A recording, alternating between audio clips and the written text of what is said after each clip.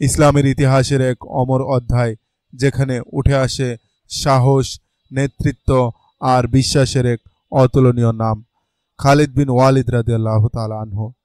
এই পর্বে আমরা শুরু করছি মহান এই সেনাপতির জীবন কাহিনী, যা রচিত হয়েছে নাঙ্গা তলোয়ার গ্রন্থের আলোকে। প্রতিটি পর্বে আমরা জানব তার জীবনের প্রতিটি বাঁক, যুদ্ধক্ষেত্রের বীরত্ব এবং ইসলামের প্রতি তার অবিচল আনুগত্য। আপনারা যদি ইসলামী ইতিহাস ভালোবাসেন এবং আমাদের এই যাত্রায় সঙ্গী হতে চান, তাহলে এখনই আমাদের চ্যানেলটি সাবস্ক্রাইব করুন। এই ভিডিওটি পছন্দ হলে অবশ্যই লাইক দিতে ভুলবেন না। চলুন আজকের পর্ব শুরু করা যাক।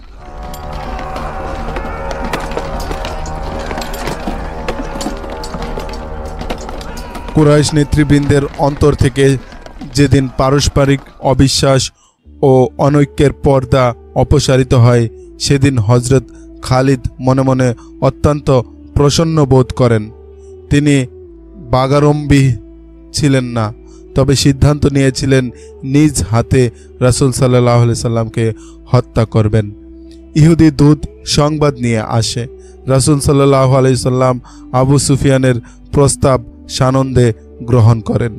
626 খ্রিস্টাব্দের মার্চ মাসের একটি দিন যুদ্ধের জন্য নির্ধারিত হয়, কিন্তু আবহাওয়া বাঁধ সাধে। মৌসুমে সাধারণত যতটুকু বৃষ্টি হয়, এবছর তার থেকে অনেক কম হয়, যার ফলে মৌসুমি এক প্রকার ভীষণ খরা বৃষ্টির মধ্য দিয়ে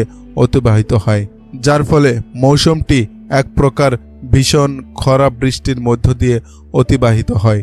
মার্চ মাসেই এত তীব্র গরম পড়ে, যা অন্য বছর আরও 2-3 মাস পরে হয়। আবু সুফিয়ান তাই পূর্ব নির্ধারিত দিনে যুদ্ধ করা সমীচীন মনে করে না। স্মৃতির এই অঙ্কটি তাকে লজ্জাবনত করে, কারণ আবু সুফিয়ান গ্রীষ্ম মৌসুমের বাহানায় যুদ্ধ বিলম্ব করেছিল। প্রখ্যাত ঐতিহাসিক ইবনে সাদ লেখেন, আবু সুফিয়ান কুরাইশ নেতৃবৃন্দকে সমবেত করে বলে, সে সৈন্য পাঠানোর পূর্বে মুসলমানদের ভীত সন্ত্রস্ত করতে চায়। সে লক্ষ্যে ইহুদিদের হাত করে এবং দ্বিগুণ পারিশ্রমিকের বিনিময়ে ব্যবসায়ীর সদ্যবারণে তাদের মদিনায় প্রেরণ করে। তাদের দায়িত্ব ছিল মদিনায় গিয়ে এই গুজব রটিয়ে দেওয়া যে কুরাইশরা এত বৃহৎ লস্কর নিয়ে বদরে আসছে, যা মুসলমানরা ইতিপূর্বে কখনো দেখেনি। এই ঐতিহাসিকের বর্ণনা মোতাবেক মদিনায় এই গুজবকে সত্য বলে বিশ্বাস করা হয় এবং মুসলমানদের চেহারায় এর গভীর প্রতিক্রিয়ার ছাপও লক্ষ্য করা যায়। রাসূলুল্লাহ সাল্লাল্লাহু আলাইহি সাল্লাম পর্যন্ত এই গুজব পৌঁছালে এবং এর প্রেক্ষিতে সাহাবায়ে কেরামের ভীতির কথা জানানো হলে রাসূল সাল্লাল্লাহু আলাইহি সাল্লাম সাহাবায়ে কেরামকে সমবেত করে এক জ্বালাময়ী ভাষণ দেন। সংখ্যায় আধিক্যের কথা শুনে আল্লাহর সৈনিকরা এত ভীত কেন?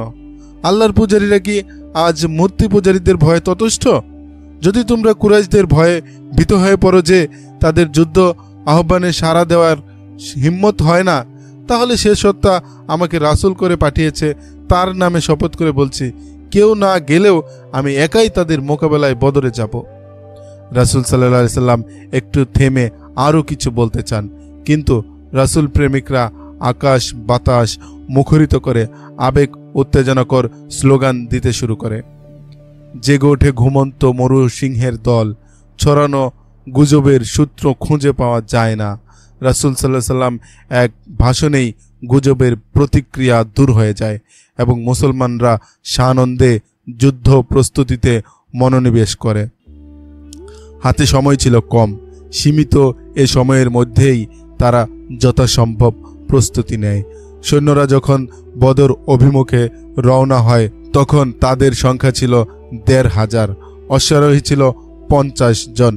গুজব ছড়ানোর দায়িত্ব দিয়ে যে সকল ইহুদিকে মদিনায় পাঠানো হয়, তারা ফিরে এসে রিপোর্ট দেয় যে গুজব প্রথমে আশাতীত প্রতিক্রিয়া সৃষ্টি করে, কিন্তু মুহাম্মদ একদিন মুসলমানদের জমা করে কয়েকটি কথা বলতেই সকলে এক পায়ে বদরে যেতে প্রস্তুত হয়ে যায়।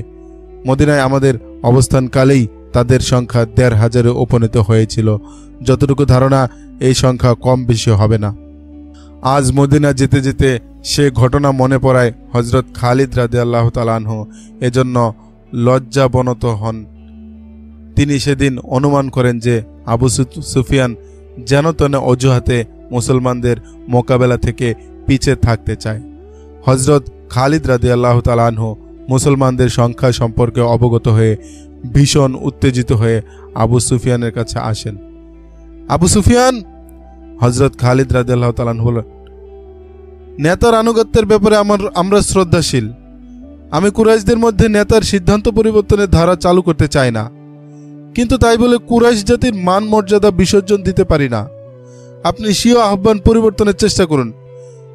এমনটি যেন না হয় যে কুরাইশদের মান মর্যাদার প্রশ্নটি আবার আমার অন্তরে তীব্রভাবে উজ্জীবিত হবে, যার ফলে আপনার নির্দেশ এবং অবস্থান মেনে নেওয়া আমার পক্ষে সম্ভব হবে না। মদিনায় ইহুদিদের পাঠানোর কারণ তুমি জানো না? আবু সুফিয়ান জিজ্ঞাসা করে। যুদ্ধের পূর্বে আমি মুসলমানদের আতঙ্কের মধ্যে ফেলতে চাই। আবু সুফিয়ান, হযরত খালিদ রাদিয়াল্লাহু আনহু তার কথা শেষ না হতেই বলে ওঠেন, প্রকৃত যোদ্ধারা কখনো ভয় দেখায় না। স্বল্প সংখ্যক মুসলমানদের আপনি লড়তে দেখেননি?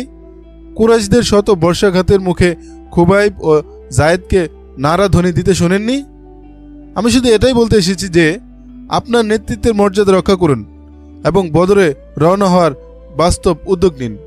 পরের দিনই খবর ছড়িয়ে পড়ে যে মুসলমানরা যুদ্ধাস্ত্র ও রসদ সামগ্রী নিয়ে মদিনা থেকে বদর অভিমুখে রওনা করেছে।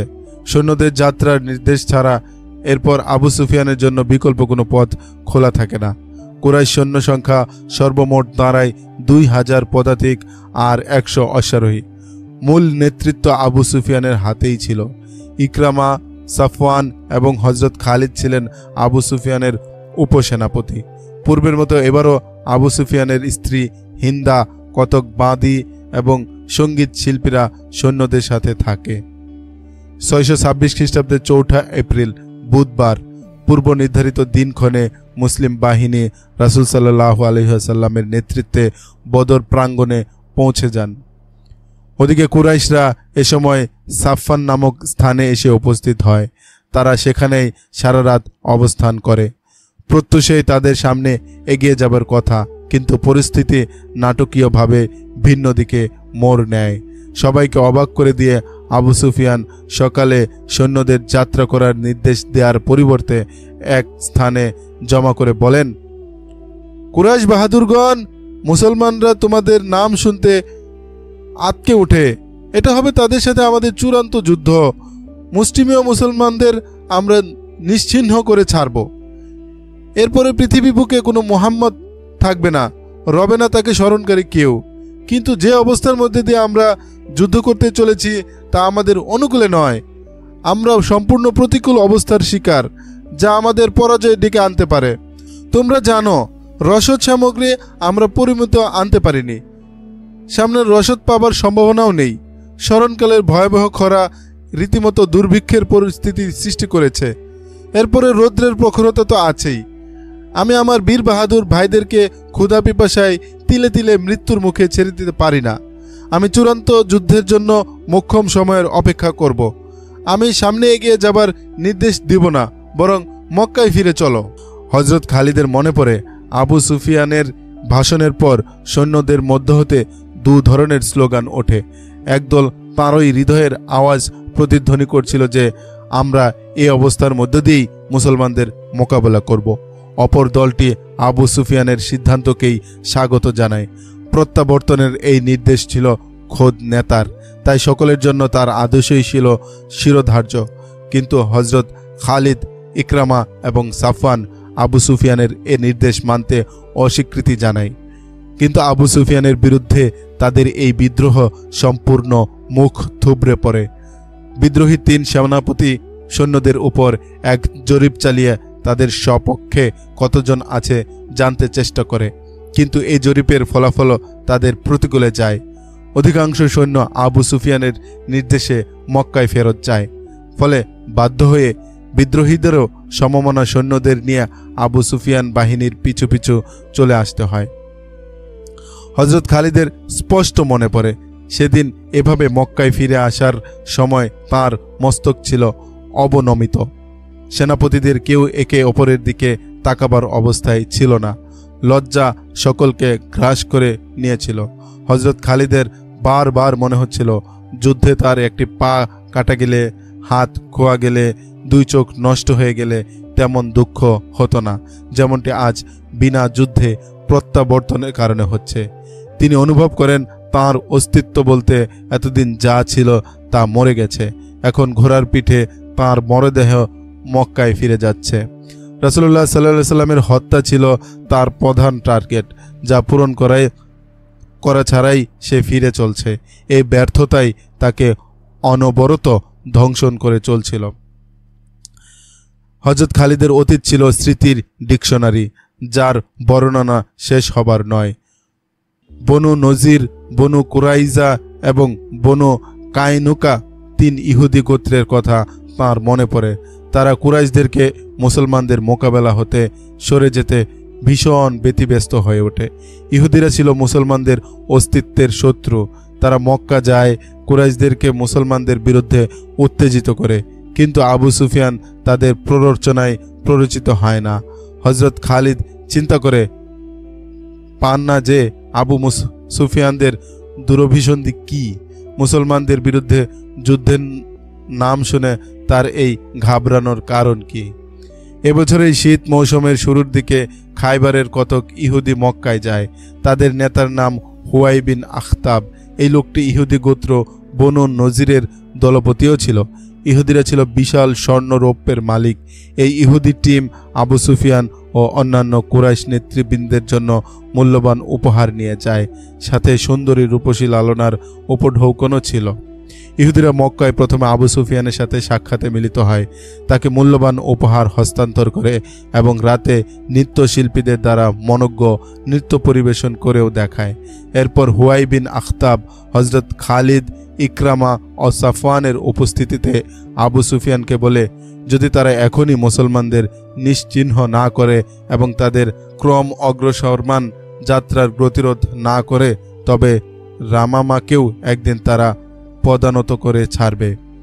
আর তাদের পা একবার রামামার মাটি স্পর্শ করলে তখন স্বয়ংক্রিয়ভাবে বাহরাইন ও ইরাকমুখী কুরাইশদের বাণিজ্য রুট চিরতরে রুদ্ধ হয়ে যাবে। বাণিজ্য এই রুটটি ছিল কুরাইশদের শাহরগ এবং অর্থনীতির প্রতীক। যদি আপনারা আমাদের সাথে থাকেন, হুয়াই বিন আখতাব বলে, তাহলে আমরা মুসলমানদের বিরুদ্ধে গোপন পরিকল্পনা বাস্তবায়নে উদ্যোগ নিতে পারি। সংখ্যায় দ্বিগুণ হওয়া সত্ত্বেও আমরা মুসলমানদের পরাজিত করতে পারিনি, আবু সুফিয়ান বলে। 3 গুণ বেশি হলেও তাদের পরাজিত করা যাবে না। যদি আরও কিছু গোত্র আমাদের সাথে এসে মিলে, তবেই আমরা মুসলমানদের চিরতরে শেষ করতে পারি। আমরা এই ব্যবস্থা পূর্বেই করে রেখেছি, হুয়াই বিন আখতাব বলে। গাতফান এবং বানু আসাদ গোত্র আপনাদের সাথে থাকবে। আমাদের প্রচেষ্টায় আরও কতিপয় গোত্র আপনাদের সঙ্গে এসে যাবে। হযরত খালিদের স্মৃতিতে কোনো কিছুই অস্পষ্ট নয়। গত দিনের সবই তার চোখের পাতায় ভাসতে থাকে। আবু সুফিয়ানের আতঙ্কিত চেহারা তার মনে পড়ে। আবু সুফিয়ান স্পষ্ট জানতেন কুরাইশদের এভাবে উত্তেজিত করার পেছনে ইহুদিদের বড় স্বার্থ হল তারা ইসলামের উত্থানকে ইহুদিবাদের জন্য খোলা চ্যালেঞ্জ বলে আশঙ্কা করত।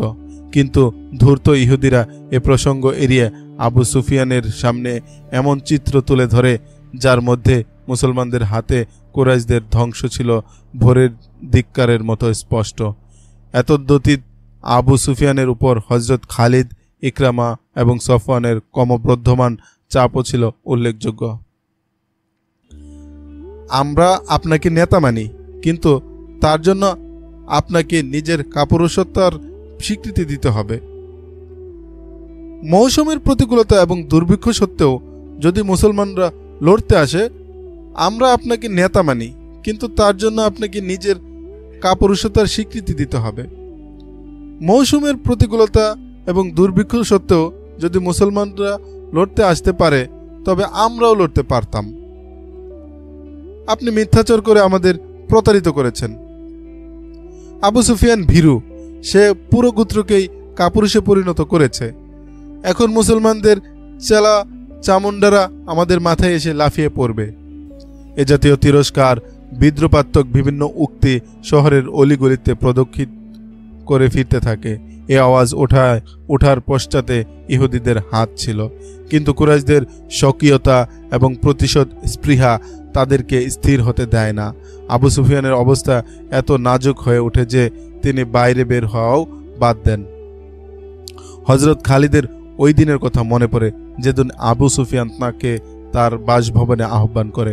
আবু সুফিয়ানের প্রতি একদা সে শ্রদ্ধা ও মর্যাদাবোধ তার অন্তরে ছিল, এ সময় তা ছিল না। আবু সুফিয়ান যেহেতু তখনও সর্বোচ্চ নেতার আসন অলঙ্কিত করেছিল, তাই অনীহা সত্ত্বেও তিনি তার বাড়িতে গিয়ে উপস্থিত হন। তিনি সেখানে গিয়ে ইকরামা ও সাফওয়ানকে বসা দেখতে পান। খালিদ, আবু সুফিয়ান বলে, আমি মদিনায় হামলার স্থির সিদ্ধান্ত নিয়েছি। হযরত খালিদের মনে হয়েছিল তিনি যেন ভুল শুনছেন। বিস্মিত নেত্রে ইকরামা এবং সাফওয়ানের পানে চান। তাদের উভয়ের ঠোঁটে ছিল মুস্কি হাসির প্রচ্ছন্ন আভা।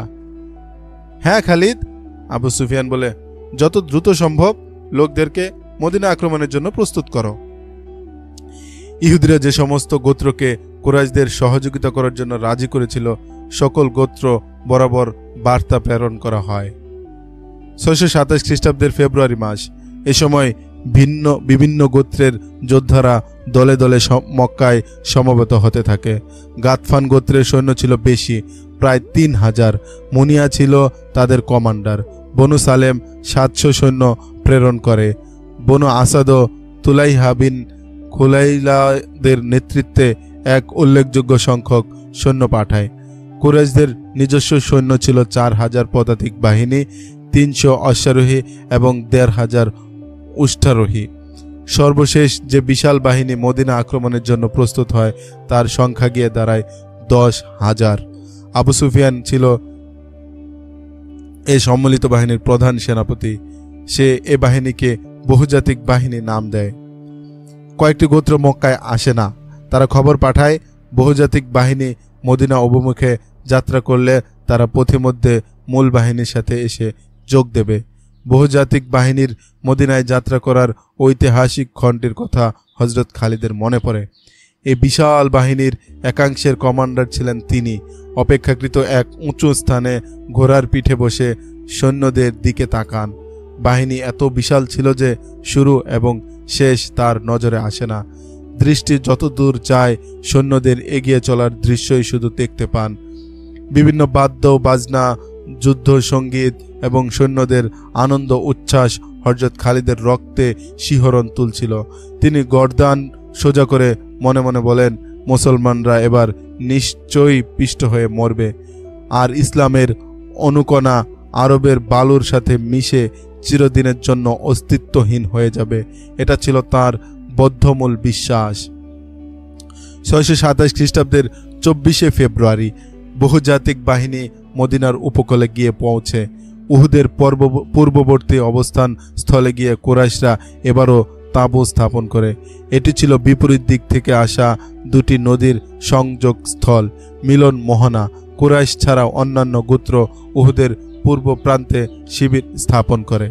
মদিনাবাসী কুরাইশদের আগমন সম্বন্ধে অবগত কিনা তা পরীক্ষা করতে তারা 2 গুপ্তচরকে ব্যবসায়ীর শ্রদ্ধাবরণে মদিনায় প্রেরণ করেন।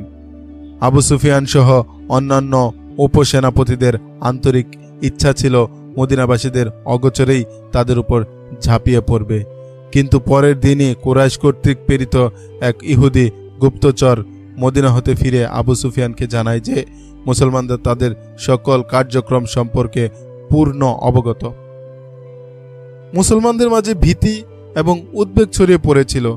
ইহুদি গুপ্তচর বলে, পুরো শহরে আতঙ্ক ছেয়ে গিয়েছিল, কিন্তু মুহাম্মদ ও তার একান্ত সহযোগীদের জ্বালাময়ী ভাষণে মুসলমানরা সীসা ঢালা প্রাচীর হয়ে যায়। শহরের অলিগলিতে নকিব জিহাদের আহ্বান করে ফিরছে। এতে সকলের মাঝে এক বিপুল সাড়া জেগেছে। সবাই যুদ্ধের জন্য সমবেত হচ্ছে। আমার ধারণা মতে তাদের সংখ্যা 3000-এর বেশি হবে না। ঐতিহাসিকগণ লেখেন, বাস্তবেও মুসলমানদের সংখ্যা ছিল 3000।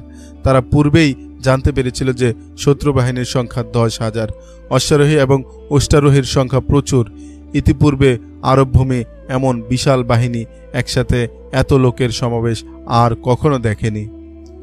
সৈন্য সংখ্যা এবং সমরাস্ত্রের দৃষ্টিকোণ থেকে বিবেচনা করলে লড়াই ছাড়াই মুসলমানদের আত্মসমর্পণ করা নতুবা রাতের আধারে মদিনা ছেড়ে পালিয়ে গিয়ে অন্য কোথাও আত্মগোপন করা উচিত ছিল। কেউ কল্পনাও করতে পারবে না যে 3000 মুসলমান 10,000 সৈন্যের মোকাবেলায় মুহূর্তের জন্য দাঁড়াতে পারবে।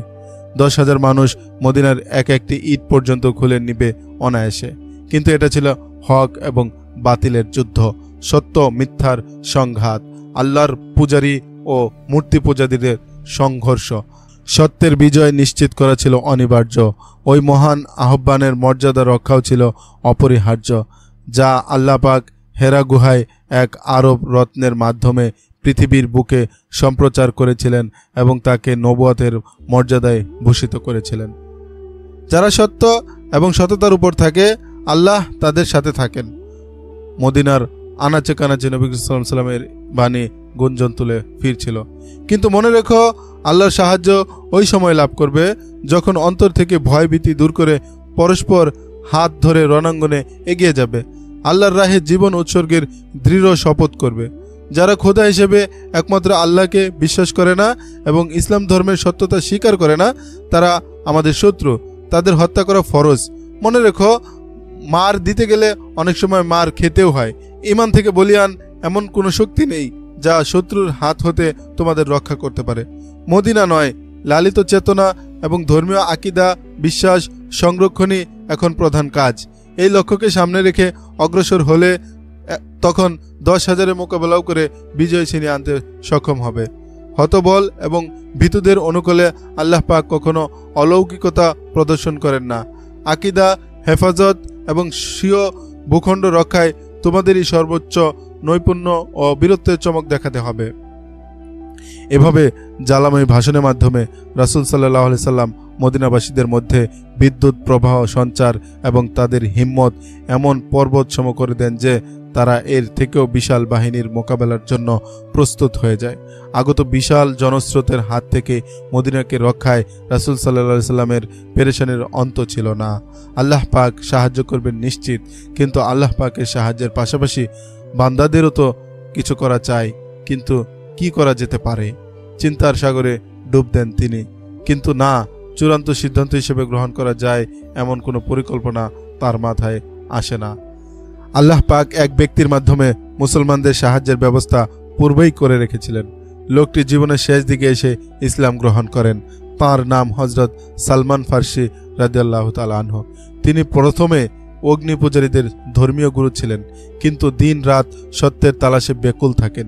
তিনি আগুন পূজা করলেও আগুনের স্ফুলিঙ্গ এবং তার শিখায় ওই রহস্য উদ্ঘাটন করতে ব্যর্থ হন, যার জন্য তিনি বড়ই উদ্গ্রীব ও উতলা ছিলেন। পাণ্ডিত্য এবং বিচক্ষণতায় তার সাথে টেক্কা দেওয়ার মতো কেউ ছিল না।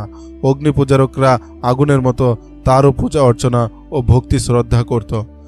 হযরত সালমান ফার্সি রাদিয়াল্লাহু তাআলা আনহু যখন বার্ধক্যের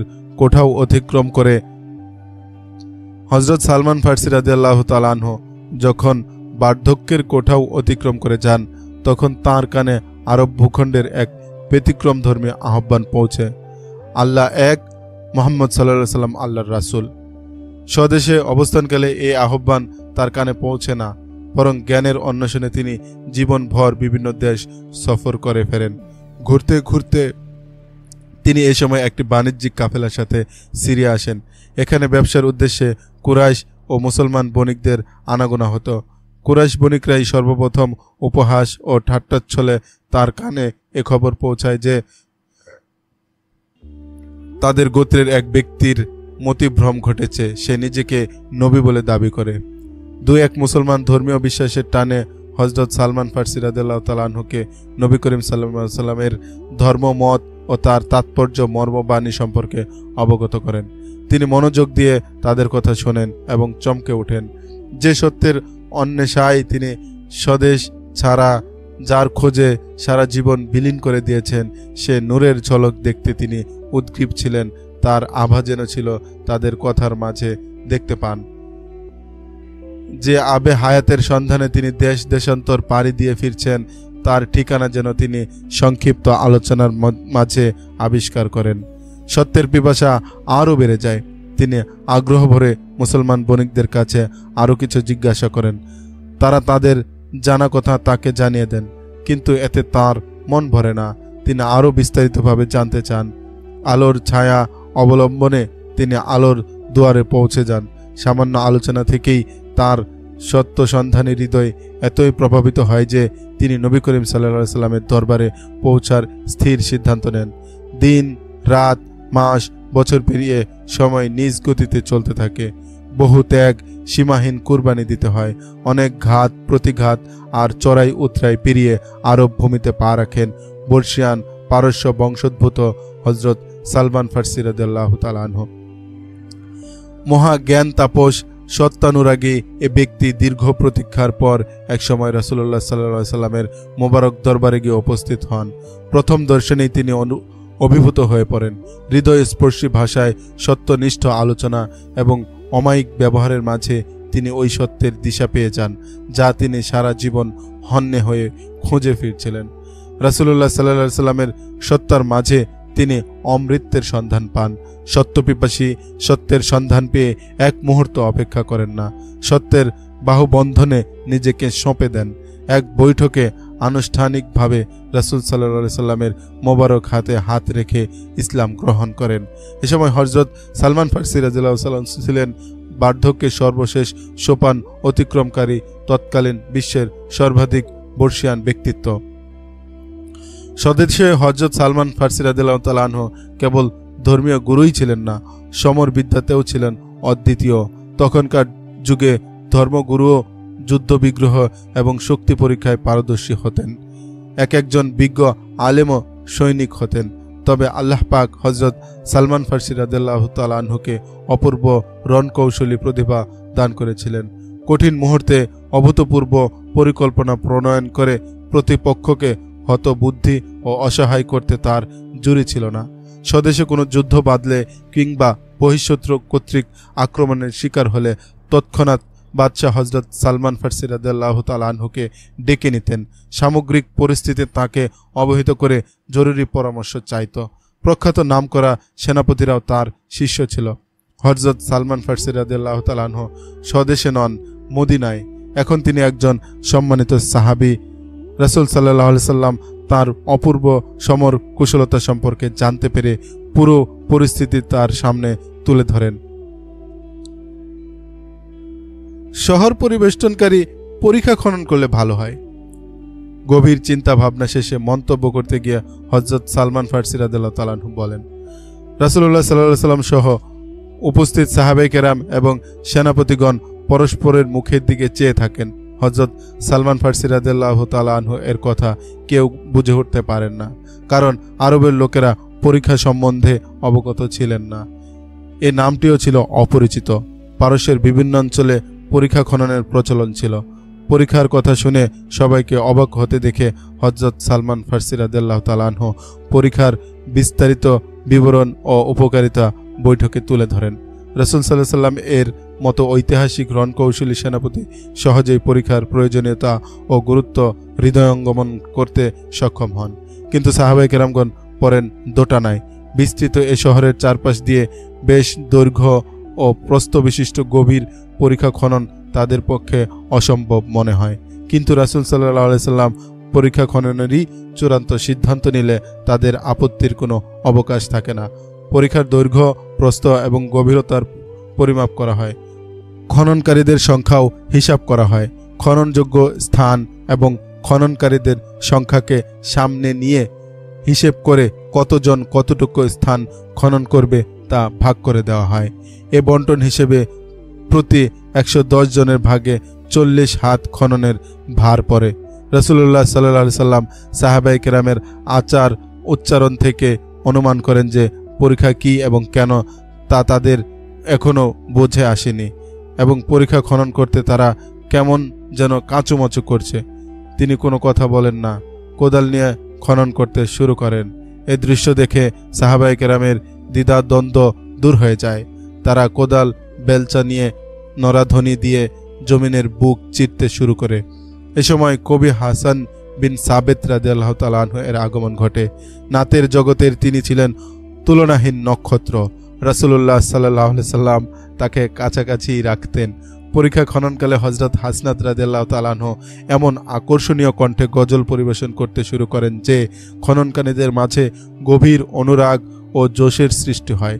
পরীক্ষার দৈর্ঘ্য কয়েক গজ ছিল না, বরং কয়েক মাইল পর্যন্ত বিস্তৃত ছিল। শাইখাইন পর্বত থেকে বনি উবাইদ পর্যন্ত খনন টার্গেট ছিল। মাটি কোথাও নরম এবং কোথাও পাথুরে ছিল। শত্রুর নিকটবর্তী থাকায় এ খনন প্রকল্প দ্রুত সম্ভব করা আবশ্যক হয়ে পড়েছিল। কুরাইশ বাহিনী এই অভাবনীয় অভূতপূর্ব প্রতিরোধ ব্যবস্থা সম্পর্কে সম্পূর্ণ অজ্ঞাত অবস্থায় উহুদ পর্বতের অপর প্রান্তে ক্যাম্প স্থাপন করে অবস্থান করছিল। এর পশ্চাতে অবশ্যই ইহুদিদের হাত ছিল। চলতে চলতে হযরত খালিদের মন বলে ওঠে, কুরাইশরা তো এক প্রকার হালই ছেড়ে দিয়েছিল। তাদের অন্তরে মুসলমান জুজু ভর করছিল। ঘোড়া আপন মনে চলছিল। মদিনা এখনো ঢের দূর। হঠাৎ হযরত খালিদের দেহে লজ্জার শিহরণ বয়ে যায়। কুরাইশদের কাপুরুষোচিত যুদ্ধনীতি তাকে ভীষণ লজ্জিত করেছিল।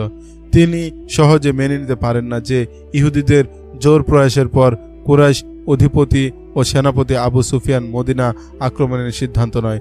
অবশ্য লড়াইয়ের সংবাদে তিনি খুব প্রসন্ন হন। ইহুদিদের প্রচেষ্টার ফলে আরবের মাটিতে এটাই সর্বপ্রথম বৃহৎ সৈন্য সমাবেশ হলেও হযরত খালিদ সৈন্য সমাবেশের পয়েন্টে বড্ড খুশি ছিলেন। একথা ভেবে তিনি মনে মনে বড়ই আপ্লুত হন যে বিশাল এ সেনাবাহিনী দেখেই মুসলমানরা মদিনা ছেড়ে পালিয়ে যাবে। আর যদিও বা সাহস করে যুদ্ধে নামে, তবে খুব অল্প সময়েই তাদের শোচনীয় পরাজয় ঘটবে। উহুদের অপর প্রান্তে সৈন্যরা ক্যাম্পে অবস্থানকালে তিনি অত্যন্ত প্রফুল্ল ছিলেন। যে প্রভাতে হামলার কথা ছিল তার পূর্ব রাতে তার মধ্যে এমন উত্তেজনা সৃষ্টি হয় যে তিনি ঠিকমতো নিজেকে নিয়ন্ত্রণ করতে পারছিলেন না। চতুর্দিকে মুসলমানদের ছড়িয়ে থাকা লাশ আর লাশ তিনি কল্পনার চোখে দেখতে থাকেন।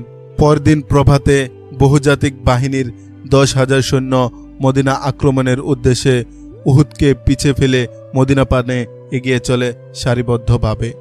বাহিনী মদিনার উপকণ্ঠে পৌঁছে আচমকা থেমে যায়। গভীর পরীক্ষা তাদের পথ রোধ করে দাঁড়ায়। সেনাপতি আবু সুফিয়ান সৈন্যদের মাঝ ভাগে ছিল। হঠাৎ সৈন্যদের থেমে যেতে দেখে সে ঘোড়া ছুটিয়ে দ্রুত ঘটনাস্থলে এসে পৌঁছে। বীর বাহাদুর বাহিনী, থেমে গেলে কেন? আবু সুফিয়ান উচ্চস্বরে বলতে বলতে আসে। তুফানের মতো এগিয়ে যাও এবং মুহাম্মদের অনুসারী মুসলমানদেরকে পদতলে পিষ্ট করো। শহরের এক একটি ইট খুলে ফেলো।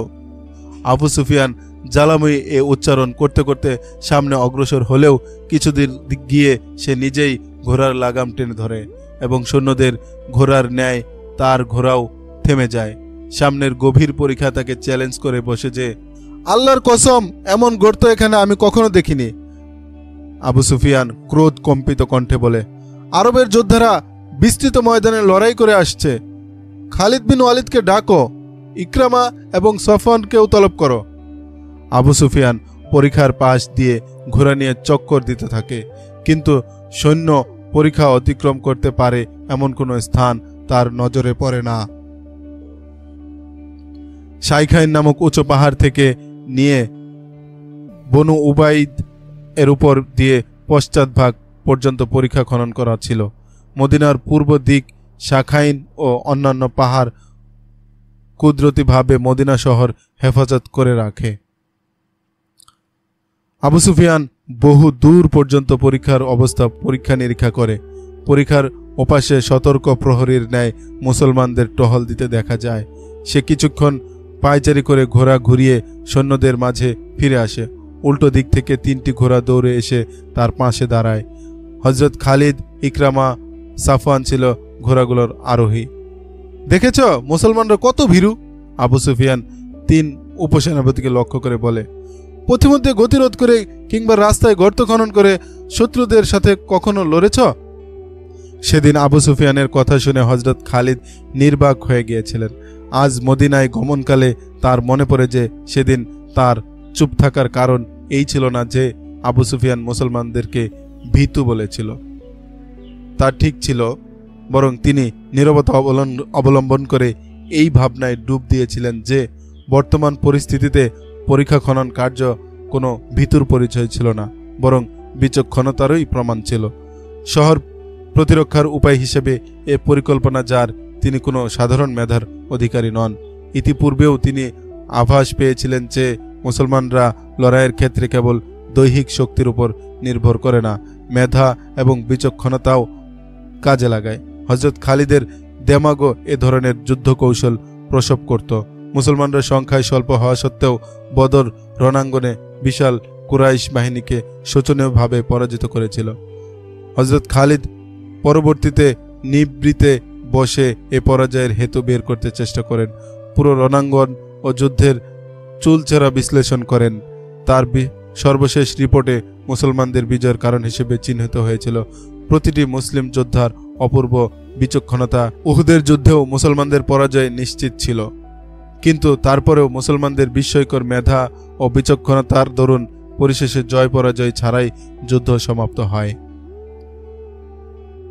অন্য ব্যাপারও ছিল খালিদ। তার অন্তরে একথা উদিত হয়, এ জয়ের পশ্চাতে অন্য কিছু দখল ছিল। কিছু থাকলেও হযরত খালিদ রাদিয়াল্লাহু তাআলা আনহু নিজেই জবাবে বলেন, যাই কিছু থাকুক না কেন, এটা আমি মানতে পারবো না যে মুহাম্মদের জাদু বলেই এমনটি সম্ভব হয়েছে, কিংবা তার হাতে কোনো জাদু আছে। আমাদের জ্ঞান বিবেক যে কাজ ও বিষয়কে কভার করতে পারে না, তাকে জাদু বলে চালিয়ে দেয়া আমাদের জাতীয় অভ্যাস। কুরাইশদের মাঝে এমন বিচক্ষণ একজনও নেই যে মুসলমানদের মতো জজবা ও দৃঢ়তা নিয়ে কুরাইশদেরকে মাতিয়ে দিবে এবং এমন যুদ্ধ পরিকল্পনা উদ্ভাবন করবে যা মুসলমানদের চূড়ান্ত বিপর্যয়ের দিকে ঠেলে দেবে। খোদার কসম, মুসলমানরা আমাদের পথে পরীক্ষা খনন করায় আমরা ফিরে যাব না। আবু সুফিয়ান উপসেনাপতি হযরত খালিদ, ইকরামা ও সাফওয়ানকে বলে। একটু পর সে আবার তাদেরকে জিজ্ঞাসা করে, পরীক্ষা অতিক্রমের কোনো পরিকল্পনা করা যায় কি? হযরত খালিদ রাদিয়াল্লাহু তাআলা আনহু পরিকল্পনা উদ্ভাবনে গভীর চিন্তায় ডুবে যান, কিন্তু হঠাৎ তার মনে এই সন্দেহ সৃষ্টি হয় যে উদ্ভূত পরিস্থিতিতে সৈন্যরা পরীক্ষা অতিক্রম করতে সক্ষম হলেও মুসলমানদের পরাজিত করা সহজ হবে না, চাই তাদের সংখ্যা যতই কম হোক না কেন। যারা অল্প সময়ে কঙ্করময় জমিনের বুক চিরে গভীর ক্ষতের সৃষ্টি করতে পারে, অনেক কষ্টের পরেই কেবল কোনো বিশাল বাহিনী তাদের পরাজিত করতে পারে। উলিদের বেটা, কি চিন্তা করছ? আবু সুফিয়ান হযরত খালিদকে নিরুত্তর গভীর চিন্তামগ্ন দেখে জিজ্ঞাসা করে। আমাদের চিন্তা করাও সময় নেই। আমাদের দেরি দেখে মুসলমানরা এমনটি মনে করার সুযোগ যেন না পায় যে আমরা তাদের কৌশল দেখে স্তম্ভিত। পরবর্তী কর্তব্য নির্ধারণে আমরা দারুণ পেরেশান, দিশেহারা। পরীক্ষা পুরোটাই পরখ করা দরকার, ইকরামা মন্তব্য করে। এমন কোনো স্থান অবশ্যই আবিষ্কৃত হবে যেখান দিয়ে আমরা পরীক্ষা অতিক্রম করতে পারবো, সাফওয়ান বলে। অবরোধ, হযরত খালিদ রাদিয়াল্লাহু তাআলা অত্যন্ত দৃঢ়তার সাথে উচ্চারণ করেন। মুসলমানরা পরীক্ষা খনন করে অভ্যন্তরে অবস্থান করছে, আমরাও অবরোধ করে বহির্ভাগে অবস্থান করব। ক্ষুধা তৃষ্ণায় অস্থির হয়ে একদিন অবশ্যই তাদের পরীক্ষার এপারে আসতে হবে। ঠিক, আবু সুফিয়ান সমর্থনের ভঙ্গিতে বলে। এছাড়া অন্য কোনো পন্থা দেখি না যা পরীক্ষা অতিক্রম করে এপারে এসে মুসলমানদেরকে যুদ্ধ করতে বাধ্য করবে। আবু সুফিয়ান 3 উপসেনাপতিকে নিয়ে পরীক্ষার পাশ দিয়ে পুরো পরীক্ষা পর্যবেক্ষণ করতে বনু উবাইদ পাহাড়ের দিকে রওনা হয়। মদিনা ও বনু উবাইদ পাহাড়ের মধ্যবর্তী স্থলে শালা নামক একটি পাহাড় ছিল। যুদ্ধকালীন সময়ে এখানেই ছিল মুসলমানদের হেডকোয়ার্টার। মুসলমানদের সৈন্য স্বল্পতা দেখে আবু সুফিয়ানের ঠোঁটে বিদ্রুপের হাসি খেলে যায়। সে এখান থেকে একটু অগ্রসর হলে দ্রুত ধাবমান একটি ঘোড়া তার নিকটে এসে ব্রেক করে। অশ্বারোহী আবু সুফিয়ানের খুব পরিচিত। লোকটি একজন ইহুদি, বণিক বেশে মদিনায় গিয়েছিল। পাহাড়ের দীর্ঘ সারি অতিক্রম করে সে মদিনা হতে পরীক্ষার এপারে এসে কুরাইশ সৈন্যদের মাঝে পৌঁছে। ওপার থেকে এমন কোনো সংবাদ কি নিয়ে এসেছ যা আমাদের কাজে আসতে পারে? আবু সুফিয়ান ইহুদিকে জিজ্ঞাসা করে এবং বলে, আমাদের সাথে হাঁটতে থাকো এবং সংবাদ একটু জোরে বলো যাতে আমার এই 3 কমান্ডারও শুনতে পায়। শহর রক্ষা ও আবাসিক এলাকা হেফাজতের জন্য মুসলমানদের গৃহীত পদক্ষেপ হলো, আপনাদের সকলেরই জানা আছে যে মদিনা ছোট কেল্লা বিশিষ্ট এবং পরস্পর লাগোয়া কতক পল্লী ও আবাসিক এলাকার নাম। শহরের মহিলা, শিশু ও দুর্বল শ্রেণীদেরকে মুসলমানরা সর্বপশ্চাৎ কেল্লায় প্রেরণ করেছে। পরীক্ষার উপর সতর্ক নজর রাখতে একটি সার্বক্ষণিক টিম গঠন করা হয়েছে। এই টিমের সদস্য 200 থেকে 250-এর মতো হবে। তাদের প্রত্যেকেরই তলোয়ার, নিক্ষেপযোগ্য বর্ষা এবং তীর ধনুক অস্ত্রে সজ্জিত। পরীক্ষাকে কয়েকটি ভাগে বিভক্ত করা হয়েছে। প্রহরীর টিমটি দিনভর এবং সারা রাত পুরো পরীক্ষা টহল দিয়ে ফিরছে। যেখান দিয়ে আপনারা পরীক্ষা অতিক্রম করতে চান না কেন, মুহূর্তেই সেখানে পর্যাপ্ত সংখ্যক মুসলমান পৌঁছে যাবে এবং ঝাঁকে ঝাঁকে এত তীর তারা বর্ষণ করবে যে পিছু হটা ছাড়া তখন আপনাদের আর করার কিছুই থাকবে না। শুধু তাই নয়, এই সম্ভাবনাও রয়েছে যে রাতের আধারে মুসলমানরা পরীক্ষার এপার এসে গেরিলা আক্রমণ করে আবার ফিরে যাবে। তাহলে আব্দুল্লাহ ইবনে উবাই কি করছে? আবু সুফিয়ান উৎকণ্ঠার সাথে জানতে চায়। হে কুরাইশপতি, ইহুদি গুপ্তচর বলে, জীবনের অনেক বছর গত হলেও মানুষ চেনার যোগ্যতা এখনো আপনার হয়নি। আব্দুল্লাহ ইবনে উবাই একজন মুনাফিক। মুসলমানদের কাছে সে মুনাফিক সর্দার নামে পরিচিত। আমরাও তাকে ইহুদিদের একজন গাদ্দার বলেই মনে করি। সে মুসলমান হয়ে আমাদের সাথে গাদ্দারি করেছিল। মুসলমান হয়ে আপনাদের সাথে সে তাদের সাথে প্রতারণা করেছে। উহুদে আপনারা বিজয় অর্জন করলে সে নিজেকে আপনাদেরই একজন বলে প্রচার করত। কিন্তু মুসলমানদের পাল্লা ভারী দেখে সে আপনাদের এবং ইহুদিদের থেকেও দৃষ্টি ঘুরিয়ে নেয়। যার কোনো ধর্ম নেই এবং যে বিশ্বাসী নয় তার প্রতি ভরসা রাখা আদৌ ঠিক নয়। আর হুয়াই ইবনে আখতাব কোথায়? আবু সুফিয়ান জানতে চায়। সে যথাসম্ভব চেষ্টারত, ইহুদি গুপ্তচর জবাব বলে। মদিনায় আমার আরও সাথী রয়েছে, তারা যতদূর সম্ভব মুসলমানদের ক্ষতি করতে থাকবে। মদিনায় গমনকালে একথা ভেবে হযরত খালিদের নিজের কাছে নিজেকে খুব হালকা মনে হয় যে মক্কা থেকে রওনা হওয়ার পর 10,000 বিশাল বাহিনীর চলার দৃশ্য দেখে তার গর্দান উঁচু এবং গর্বে বুক কয়েক ইঞ্চি বেড়ে গিয়েছিল। কিন্তু মদিনার উপকণ্ঠে এসে সেই একই বাহিনীকে বালুর টিলার মতো নিষ্প্রাণ ও জড় পদার্থ বলে মনে হয়। অবরোধের চিত্রও তার মনে পড়ে। সৈন্যদের যে অংশটি তার নেতৃত্বাধীন ছিল তাদেরকে তিনি অতীব নৈপুণ্যতার সাথে অবরোধ কার্যে বিন্যস্ত করে রেখেছিলেন। অবরোধ দীর্ঘ 22 দিন অব্যাহত থাকে। 10 দিন যেতে না যেতেই মদিনার মুসলমানরা খাদ্য সংকট অনুভব করতে থাকে। কিন্তু এতে কুরাইশরা তেমন লাভবান হয় না, কারণ তাদের রসদ সামগ্রীও পরিমাণে কম ছিল। তারা মোটেও ভাবেনি যে মুসলমানদের অবরোধে তাদেরকে এক দীর্ঘ সময় অবস্থান করতে হবে। খাদ্য সংকট যেমনইভাবে মদিনার মুসলমানরা অনুভব করে, তার থেকে কোনো অংশেই কুরাইশদের খাদ্য সংকট কম ছিল না। তীব্র খাদ্য সংকটে সৈন্যদের মাঝে অস্থিরতা, বিরূপ প্রতিক্রিয়া সৃষ্টি হতে থাকে। ঐতিহাসিক ইবনে হিশাম লেখেন, মদিনায় যখন খাদ্যের বিপুল মজুদ ছিল না এবং জনতাকে প্রত্যহ প্রয়োজনের অর্ধেক আহার দেওয়া হচ্ছিল, ঠিক সেই স্পর্শকাতর মুহূর্তে মুনাফিক ও ইহুদিরা অলক্ষ্য হতে চক্রান্তে মেতে ওঠে। সর্বপ্রথম এ কথা কে উঠায় তার খোঁজ পাওয়া না গেলেও শহরের সর্বত্র গুঞ্জরিত হতে থাকে যে মুহাম্মদ আমাদের মর্মান্তিক মৃত্যুর আয়োজন সম্পন্ন করেছে।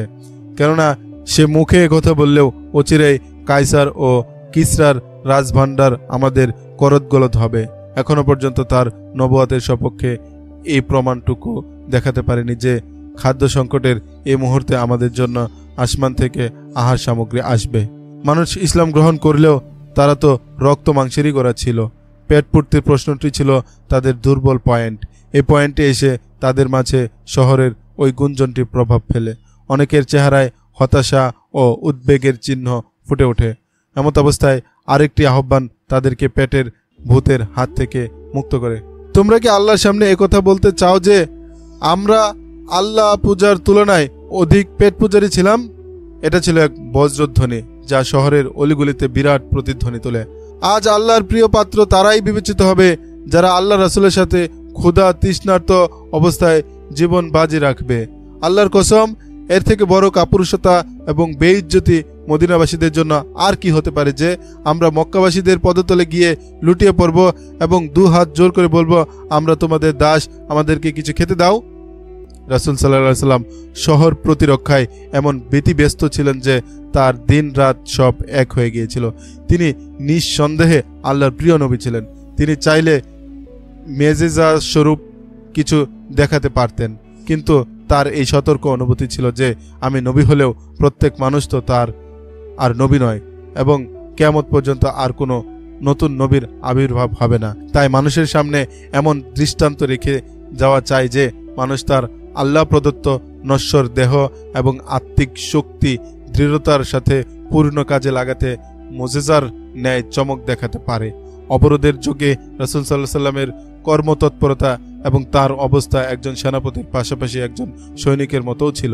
রাসূল সাল্লাল্লাহু আলাইহি সাল্লাম এর এহেন অবস্থা এবং তৎপরতা দেখে মুসলমানরা তাদের ক্ষুধা তৃষ্ণার কথা সম্পূর্ণ ভুলে যায়। তাদের মধ্যে এমন জোশ ও প্রেরণা সৃষ্টি হয় যে অনেকে আবেগতাড়িত হয়ে পরীক্ষার কাছাকাছি পর্যন্ত চলে আসত এবং কুরাইশদেরকে কাপুরুষ বলে তিরস্কার করত।